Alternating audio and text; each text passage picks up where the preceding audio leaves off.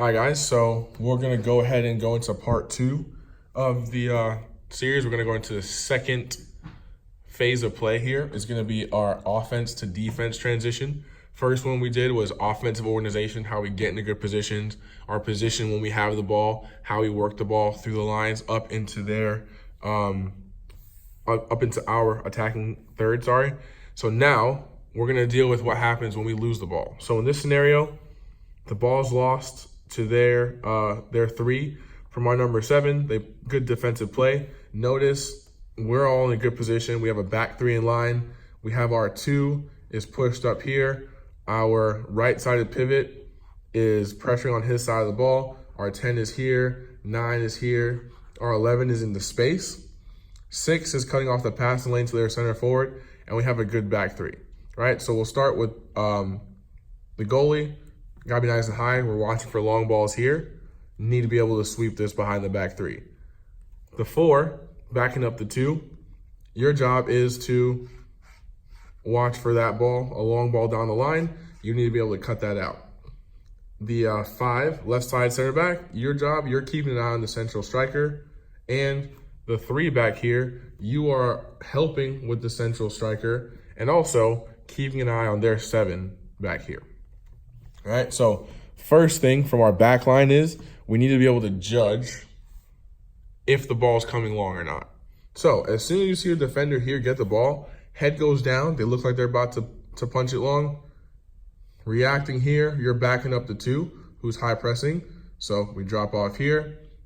4, we drop off here, and we drop off here. Now, we keep the game in front. Let's say the ball gets deflected, they bounce it, and it comes into here. We have a 6 to press, we have a 5 to press, a 4, and a 3, right? So now we're in a 3v1 situation on the backhand side, and they do have a little bit of support. So even if this guy needs to pull a little bit, if the ball is here, we've got 2 center backs, a defensive midfielder, and as the 2 recovers with this guy, we're in a very good position to deal with their front 3 with 5 players, right? So we should be able to deal with that. Ball goes over our head. That's a ball for the goalie, or even an alert center back on the half turn always, so we can see the center forward and so we can watch the fly of the ball. We're dealing with that here. And now we have once again, a 5v3 to play the ball out of pressure, right? So that's the first danger that we're gonna face, is reacting to the long ball. All right, so moving into the midfield, turnover happens. Our 6 is looking for danger, right? So our 6 is shielding us from the center forward. Well, let's even assume this winger is playing very high and this guy is stuck here. Our 6 is looking for passing lanes into the center forward. We want to cut that off. Our 8, we're looking for interior passing lanes, 8 and 10. We defend passing lanes on the inside. We want our 2 to step to their threat on the wing. And now we want our 7, as we lose the ball, to cut the line off, right? We're always looking to play for throw-ins or a long ball. If we're prepared for the long ball, it's not going to catch us by surprise, and more than often, it's going to be a turnover for the other team. Right, so if we can cut the line here and funnel them back inside, they're running straight into our midfield pressure, right? Because this he's an interior pressure already. He's not way out on the wing. He's already inside. So what do? We recover here, and now we're solid. We've got advantage cutting passing lines. We've got an advantage in terms of our press. Now, just like we worked on in practice, we have to press in groups. So as this player comes into here, he's running into these 2 players, right? Now, if the press is late and they get the pass into here, your job is to run this player into the 6. The 6 is watching all this happen, anticipating. Now the ball's on the ground. We can go ahead and step a little bit. So we've got 3 versus 2 back here. with a little help. So ball comes here, it runs into our 6. If they play the ball over here again, it's running into our 11. Play the ball. This guy should be sliding as the ball comes. Same thing, it's the same reaction offensively and defensively. As the ball gets played across the formation, the wingback is stepping out. So by the time the ball gets here, on 2 successful passes for them, we should have a 3 on their 7, sliding, sliding, sliding. Back 3 again in a good position. So now where they have to go, play the ball down to here. At this point, the 9 should be pressing. And what do we end up with again? Same scenario. All they did was they went up 10 yards, came back 10 yards, and we're looking at the same thing. Pressing them onto the wing. Now, obviously, we're pressing inside out. So in this scenario, we'd want to press down. We're sliding, sliding, sliding. We'd want to press here and get the ball to go out for a throw-in, a turnover, whatever the case may be. But we want to, this is when we high press in their half of the field. We're looking for pressure, pressure, pressure. Ball's out of bounds. Take a second. Now we've got a throw in. Everyone steps up. Our 3 comes to take the throw. 9 steps, 11 steps, 10's here. Slide, slide, slide. We pivot. Pivots up. Pivot down. We're good in here. Right into that space. And all of a sudden, we're right back into our offensive organization. Right? So when we lose the ball that high up the field, we have to press as a team, work to find their passing lanes. And like I said, first option is force them back inside, see if we can get a turnover here. And if we work correctly, they will not be able to find passing lanes here because our midfield is so congested with our players that as we run them across the formation, we slide with it, they'll end up with the ball back here, or like I said, they'll play a long ball. If they're trying to play, they'll end up with the ball somewhere here on the wing. And at that point, we've got a head of steam as we come across the formation with the ball. And now we're trapping. Always want to put pressure on outside backs, create turnovers, and get that ball going out of bounds, right? So, like I said, basic principles. Pressing from the front. Like I said, the front 3, very important, very important. And the 9 is always pressuring, so we can't go back to the center backs, right? And always looking for long balls on this side. The pivot, very important here. We always want to cut easy passes into their number 9. Midfield press, midfield press.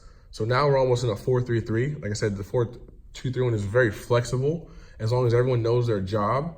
And then we're here, right? So plan A, funnel that ball back inside to our midfield 5. We'll deal with it there. If not, as the ball switches the field, just like on offense, that's a trigger for the back 4 to start to slide. We want to get nice high pressure with our 2 and our 3. Do not give these wingers space to breathe on the outside here. We've got our 10, got our 11. Pivot, slides into here. We've got high press. So it's the same scenario on the backhand side, right? They've run into the same exact problem they just ran from. Try to play it across. It's not gonna really go anywhere, right? So, like I said, pressure on the ball in their half of the field is very, very, very important. So now we'll play with the same scenario. Here we've got the back 3, pivot, pivot, pivot. Now, they have space to dribble in this scenario, right? Our back 3 is respecting the forward because we always want to keep the game in front of us. We don't want to get beat over our heads, right? If we can eliminate us getting in foot races in this part of the field, it will do wonders for our goal conceding rate, right? So we always want to be on the half turn, ready to run, respecting the forward, but understanding that most of the time we're going to be in a 4v1 or a 4v2 scenario. A long ball here, we want to give them a little bit of space as a group, not one person giving space and the other 2 not, because all it takes is a ball into here and then it's a 2v1 situation going in on goal, right? So we want to respect them as a group, even with the high forward there. So now we lose the ball internally here.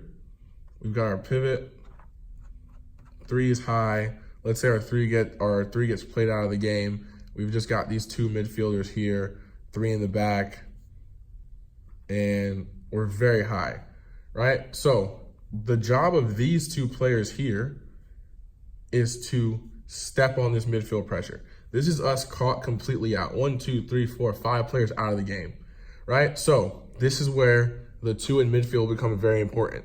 We lose the ball here. Our entire job is to push them back, right? So we want to stop the counter. This guy's dribbling here. He runs into 1. All right, we play it sideways, runs into 2. By this time, just like I said, the trigger is the ball's coming across, you're coming across. So now we've got the 3 stepping, right? Ball in here. 3 stepping, slide, slide. We're recovering on the backhand side. The pivot is still back in place. And now what we have again is a 3v2 on the wing, right? We can force the pass back to here. Our 10 should be recovering. We've got pressure here. And now all of a sudden, they're moving the ball backwards instead of lumping a long ball, right? So the pressure in this formation is going to come right in this midfield third right here. This is where we want to pressure. This is where we want to win the ball. Because like I said, we have a midfield 5. We have a midfield 5 in here, and this is the strength of the team. So we want to look to win the ball in this area of the field as much as we possibly can. Understanding that, like you said, offensively, the width will be provided by the fullbacks. So if we can funnel everything into the middle and play strong right down the spine of our team, that is the ideal outcome. So, like I said, plan A, always to get the ball into the middle where we will usually outnumber teams. In here, if we've got a 1, 2, 3, 4, 5v4, right? Plan B, pressure them out of bounds. Let's win or concede a throw-in, does not matter. That just gives us time to set behind the ball and deal with their threats, right? Coming up against a lot of long ball threats, a lot of pacey forwards up top, we want to stop the service way up the field here. We don't want to give them the chance to kick the ball long. And if they do kick the ball long, we need to outnumber them at the back. So it's very important for the backhand side here, always moving, stay tucked in, even if they have too high, right? So they've got an outside back here, midfielder, outside back, right? So we want to cut off options as much as possible. So this pivot player, ball side, always looking for passes. Fullback, you should always be stepping to your man. We don't want to give any freebies down the wing here because we don't want them running down our flank and us defending backwards, right? So just a principle. Once we get the throw-in, once we get them, we want to be dropping back. We want to keep the game in front of us for as long as possible, right? We don't want to get beaten behind. We know there's going to be big, fast, pacey players up top. So we want to eliminate that threat with high pressure on the ball initially so they don't play that ball. We want to keep the game in their half of the field through a high press, looking for throw-ins, playing for fouls even. A foul is fine here. Or we funnel the ball back into the midfield, understanding that we have 2 defensive-minded players, 2 heavy tacklers in here, support on the wing, and we have a 10 in here that's going to be working back also. This is not a, not a luxury position. I'm not looking for someone to just sit here and flick and just look to play offense. This is a midfield position, and you're expected to do work as well. Dropped into here, we want to win the ball, and as soon as we win it with a compact midfield, understand that we have fullback support on both sides of the field. All right, so that's why the fullbacks are very important here. Keep it nice and compact in the middle of the field, win that midfield battle, and then as we look for the out ball, we'll look for our 2, our 3, our 7, or 11, right? That's how we get out of pressure. We want the game to be here. We want the game to be in the middle of the field on the ground. Once we win it here, if we find our out balls quickly, 2, 3 passes, we should be into a goal scoring position or be looking to get into a goal scoring position after 2 or 3 passes, right? So like I said, every player needs to be aware. Every player needs to be accountable for their jobs on the field and understand that every player is trusting that you do your job, right? If the 2 steps here and this guy is not tucked in, these 2 are on an island. 2v2, all it takes is one bad bounce of a ball and we're in trouble, right? So, like I said, there's a lot of triggers on the field that we need to look for. As the ball rotates, know where you need to be. We're pivoting in here, we're sliding and stepping back here, and we need to move as a unit to keep our numerical advantage everywhere, right? So, like I said, first thing is we want to try to cut the line off, cut this pass off. You'll be surprised how many times you can win a ball just from being on the line. Just from losing a ball in here and sprinting to the line, you will be surprised how many times you can just win a ball right here and go right back at them, right? You cut the line off, that's fine. They played in here. Guess what? We're going to take our chances with a press here, a slide, a step, and a slide, right? We want that in here. We want to win that pressure, and we lose the ball. They lose the ball in here into a 6. The 3 here, this pass. This is the pass for us to get out of all this trouble. They've got 1, 2, 3, 4, 5, 6, 7 players on this side of the ball. One pass here, we take this player out of the game, that's 8. We're dribbling up, that's 9 players we just took out of the game with one pass and a dribble. We're in a 1v1 here. We're looking for support. Like we said, this is the gap. Fullback, center back, ball into here. Or if it's the 10, ball into here, continue the run, whatever the case may be. But we need to understand that offensively and defensively, we have triggers that we need to be looking for, and we need to be aware and alert. We need to be alert to the danger in behind us. Keep the game in front of you as much as possible. Once we win it, our fullbacks, 2-3, 7-11, those are how we get out of pressure. As we spread the field, we will spread them, get them moving backwards. And now we've got the field spread, and now we can play through the midfield because we've got space in there. They're disorganized, running backwards, backpedaling, trying to communicate what's going on. Nice and spread open. Now we use our midfielders, right? This is why we need good tackling and good passing in midfield. Now this is when we open the game nice and wide for our midfield to go ahead and take control. Right, and like I said, attacking spaces on the back line, ball or run in between here, and we get it on goal. All right, so that's how we play from offense to defense transition. Understand that, like I said, we want to keep the game here. We set the boundaries once we lose the ball. Set the boundaries here, keep the game in front. You 3 need to keep your pivots on a leash. Hey, I need help. Hey, there's a guy in here. Okay, fine. Knowing his job, knowing his position, I'm going to drop in. We have another midfielder here, and we're nice and secure.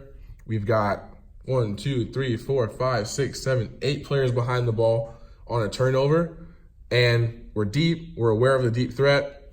We've got a man working back here, and we can keep the game in front. And now we can defend nice and compact without worrying about long ball over here, because the only thing that's a long ball over here is goalie ball, kick out, nice and easy. All right, so that's a transition from offense to defense that we're looking to do. Next video, we're going to talk about our defensive organization deep.